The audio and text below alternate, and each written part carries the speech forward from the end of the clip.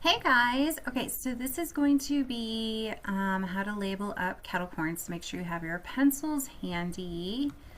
I can't seem to make it do what it is that I want to do. Okay, but first of all, let me see if I can zoom this the way that I want to. Hey, there we go. Oh, goodness gracious. Okay, let's go. There we go. All right, so we have our starting notes. Now remember we talked about face jibbity before, right? Technically you're not there in your book yet, but whatever, we can still do it. But we do know we have base C right here. So we know that our lower note is C, and then what is a step or a second up from C? It's D, okay? And really what I like for this is to label it like a second or a third. Sorry, my handwriting is going to be really bad on the computer. Now that would be a lot, try it second, third with all this stuff. So you might even just want to do in between like a 2 or a 3, okay? The problem with this sometimes is that it makes you think that it's that finger number, so you have to be careful. Another thing that you could do if you wanted, make sure you're only using pencil, by the way. No pens allowed or anything that you can't do. But you can also maybe do a shape around them. So maybe all the seconds get circles and maybe all the thirds get boxes.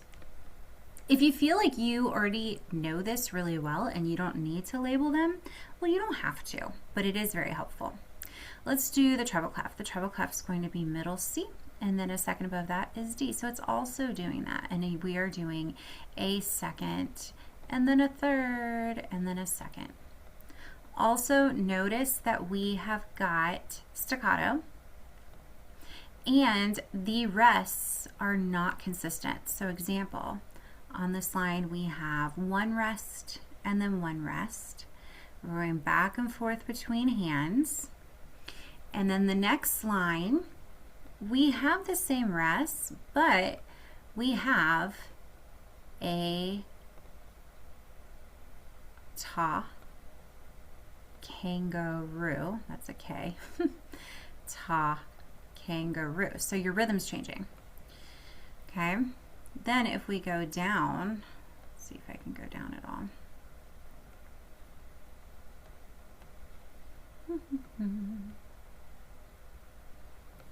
All my stuff got messed up. See how silly Zoom is? It's so silly. Okay, then here, if you look at the third line, we don't have any rests at all. We just have ta, ta, ta, ta. They're just going back and forth. I don't know what happened to my marker.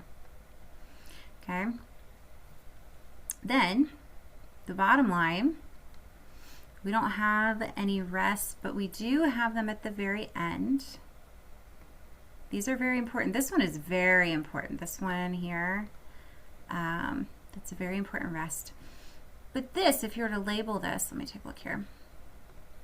So we have our second and third, and then right hand, second, third. Left hand, second, third, and then the right hand, you're just going up to the higher C and D. You're going to treble C and treble D. And you're doing a second, third, right? Left hand stays where it's supposed to be. It doesn't move. Right hand goes up to an even higher C, D, and C and E. So still the same thing. You're lifting, you're doing like a big lift wrist, right? Kind of like the claw from Toy Story. And then you're going to rest and you're going to go up even higher. So 8 VA from there. So they just go up, up, up. And that is it. I'm going to go ahead and also include a video that I found on YouTube of somebody playing this. It's not the greatest thing, but it's going to give you an idea on the sound and the types of staccatos that you want to hear. Well, how the staccato is supposed to sound. And it also is just good to listen to it. So I will attach that as well. Take a look. If you have any questions, let me know.